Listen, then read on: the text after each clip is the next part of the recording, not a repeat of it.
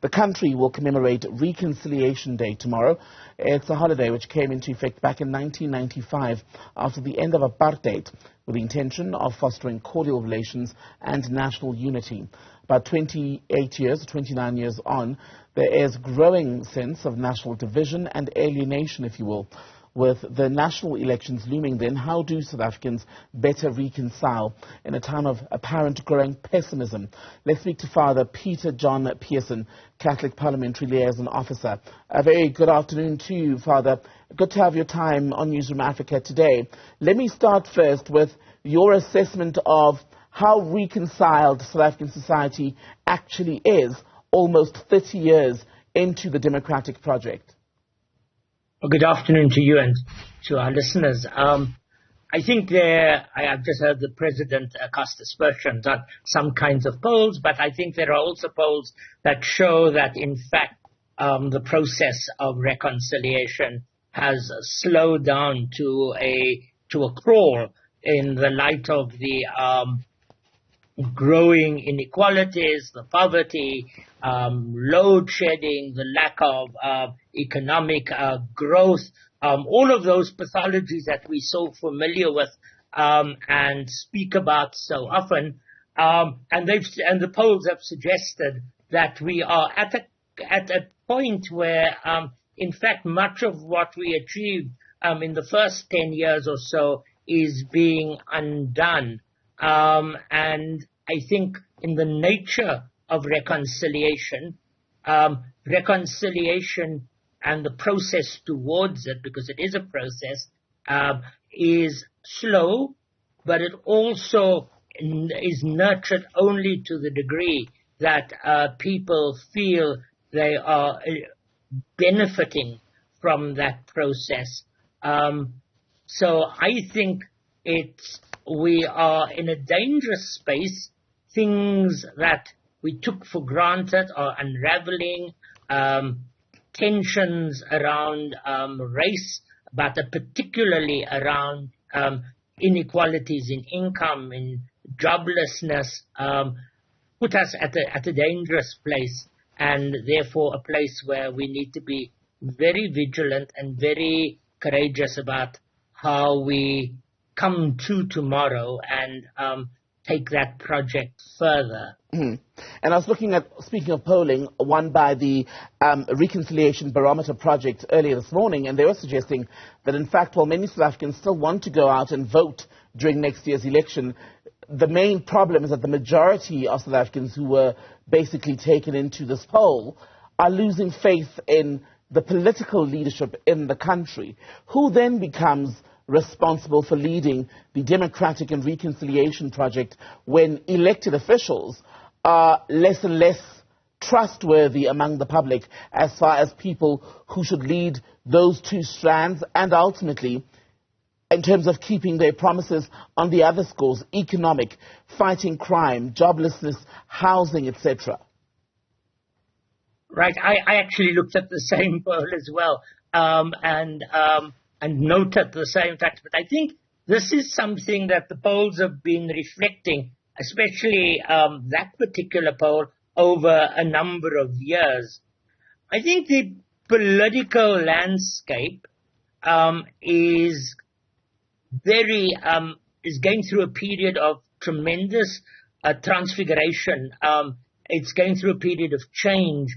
There are new voices emerging that might not get to the point of having overall majorities in Parliament, but I think who will be present enough, will be present even in small numbers, to begin to keep a different narrative on the radar screen. There are movements emerging. We've seen at least two emerge in recent weeks. And I think, and we've seen independence emerge. And so I think one of the things that we need to note is that political change is often predicated on very small initial political maneuvers. Right.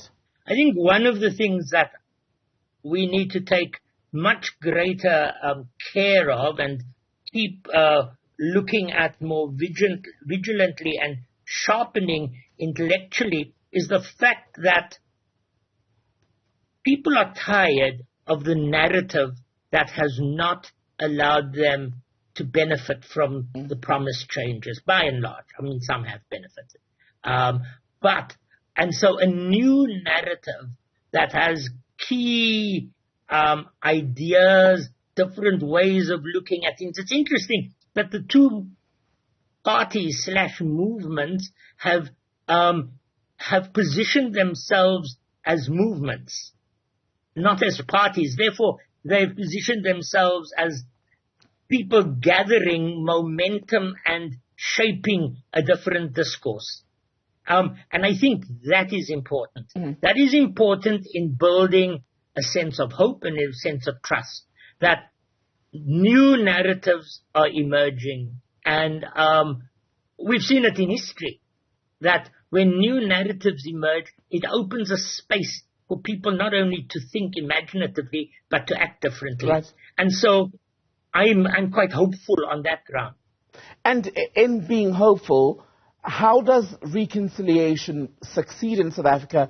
You say new narratives are emerging, but for example, for the black majority, one of the promises, the narrative, and the experience has always been that the black majority in this country has had the least access to economic resources, still the poorest, still the most disadvantaged, facing the many other perils of society, yet much of the promise of 1994 for those people remains unmet. So how then does reconciliation succeed for someone who is still part of a black, poor, disenfranchised majority? How do they believe in a better life for all? Indeed, black, poor, female, underaged majority, because that's the demographic that we are working with.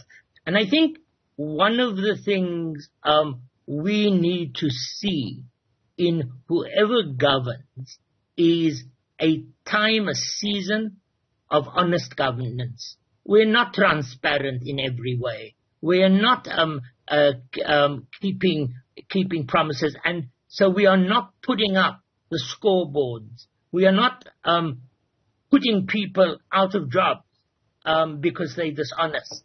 And so there isn't even a visibility that would give people hope. We need to tackle those things. They're not untackleable, if there's such a word. We need to ensure that people who are dishonest face the full wrath of the law.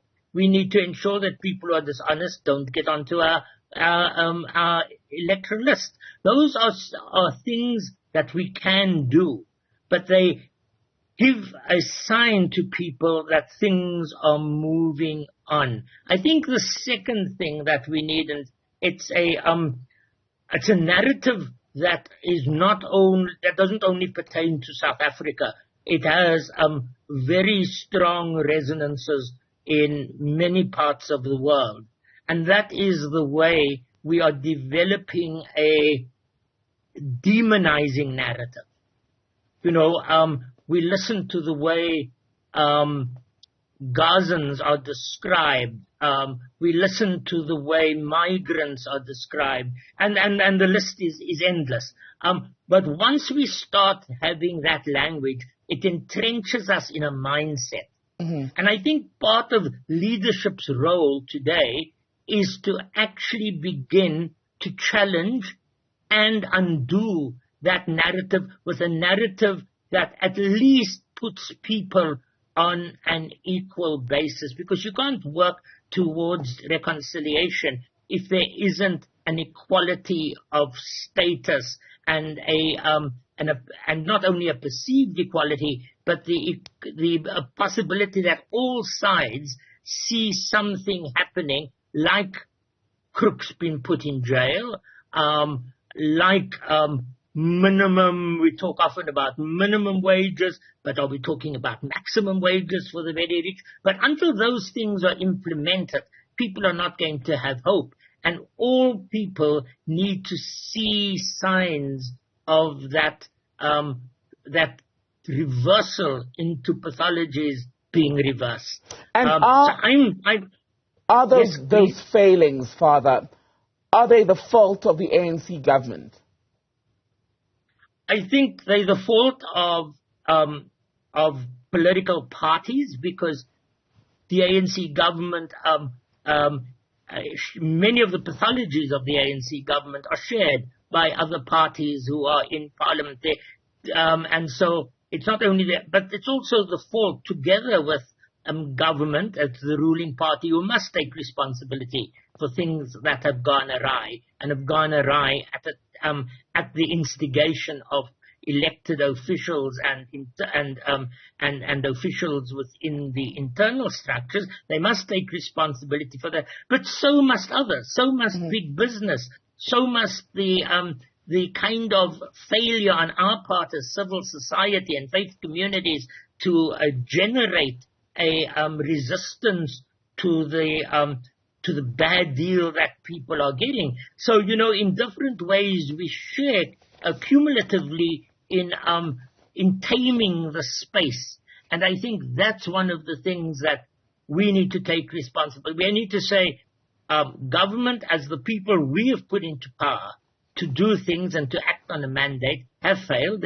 I don't think many question that today, and must be held responsible. But alongside them, so must business, which continues exploitative practice and often racial practices.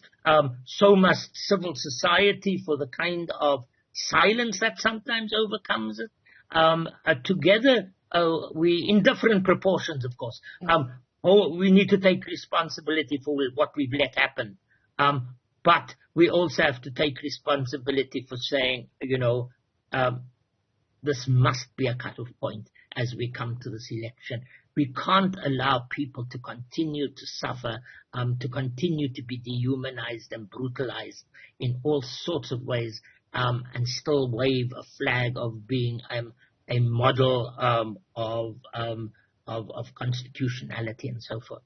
No, something has to happen, and I think we need to find like-minded people who are prepared to move from ideas and dinner table discussions into bold actions. Father Peter John Pearson, good to speak to you, Catholic Parliamentary Liaison Officer, speaking to us on Newzroom Afrika today.